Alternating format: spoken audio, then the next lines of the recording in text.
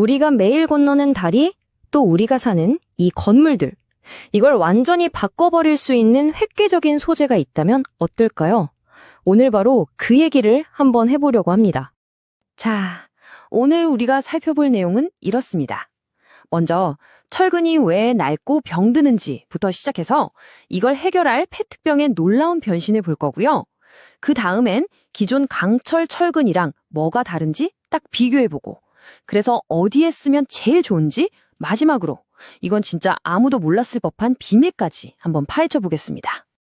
네, 첫 번째 이야기입니다. 철근도 늙고 병든다. 우리가 매일 보는 그 단단한 콘크리트 구조물 있잖아요. 사실 그 안에 아주 치명적인 약점이 숨어 있습니다. 여기서부터 한번 시작해보죠. 여러분, 매일 건너는 다리나 터널 생각해보세요. 겉보기에 멀쩡하잖아요. 그런데 사실 그 수명을 갉아먹는 진짜 문제는 우리 눈에 보이지 않는 아주 깊은 곳에서 조용히 시작되고 있습니다. 이게 어떻게 되냐면요. 먼저 소금기 있는 물 같은 게 콘크리트 틈으로 스며들어요. 그럼 안에 있던 강철 철근이 녹슬기 시작하겠죠? 문제는 이 녹이 슬면서 부피가 엄청나게 커진다는 겁니다. 이 힘 때문에 주변 콘크리트가 안에서부터 금이 가고 결국엔 터져버리는 거죠. 정말 아이러니하죠. 튼튼하라고 넌 쇠가 오히려 콘크리트를 망가뜨리는 주범이 되다니요. 그럼 대체 뭐가 문제냐? 바로 이겁니다. 겨울에 길 얼지 말라고 뿌리는 그 제설제, 그리고 바닷가에 있는 소금기. 바로 이런 아주 흔한 것들이 우리 사회의 중요한 다리나 건물들을 계속해서 공격하고 있었던 겁니다. 수명을 팍팍 깎아 먹으면서 말이죠. 자, 강철이 문제라는 건 알겠어요. 그럼 해결책은 뭘까요? 진짜 놀라지 마세요. 그 해답이 어쩌면 바로 여러분이 어제 버린 그 페트병에 있을지도 모릅니다. 네, 바로 이겁니다. GFRP 철근.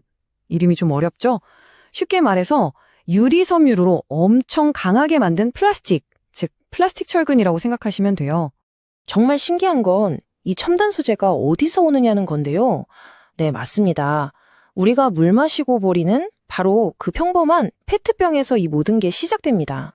이 페트병을 녹여서 액체로 만들고 거기에 아주 강한 유리섬유를 섞는 거예요. 그렇게 해서 완전히 새로운 엄청나게 강력한 건축 자재로 다시 태어나는 거죠. 쓰레기가 보물이 되는 순간입니다. 자, 그럼 이제 제일 궁금한 부분이죠.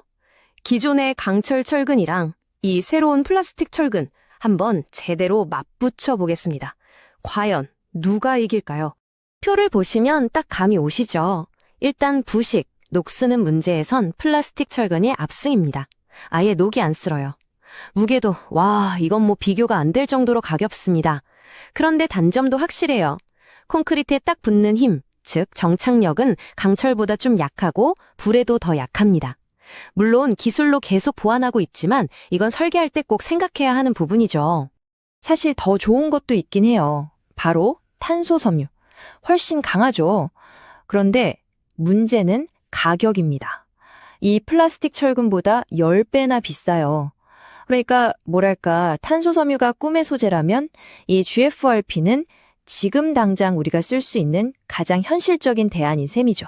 자, 그럼 이 녹슬지 않는 신소재 대체 어디에 쓰면 가장 좋을까요?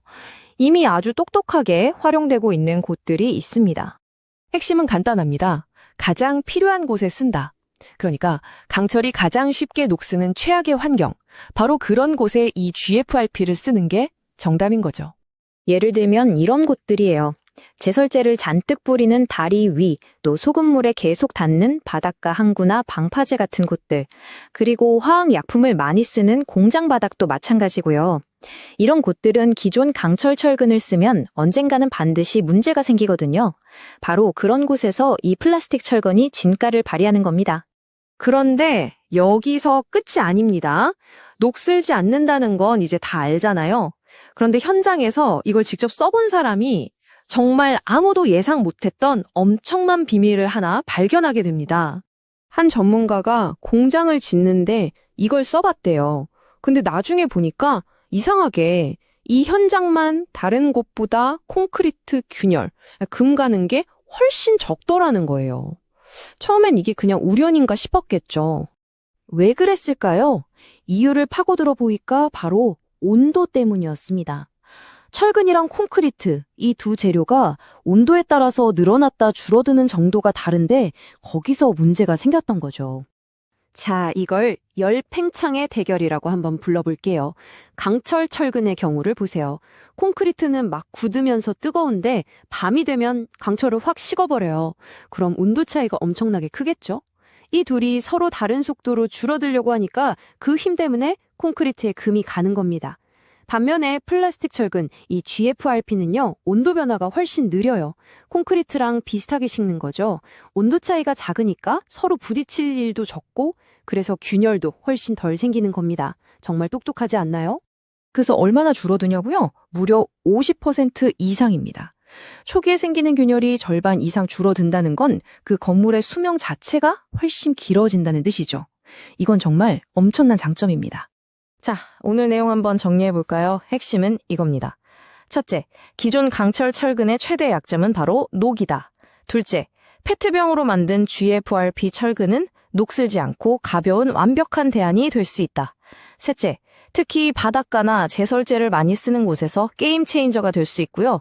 마지막으로 아무도 몰랐던 비밀, 온도 차이로 인한 균열까지 막아주는 숨겨진 초능력이 있다는 겁니다.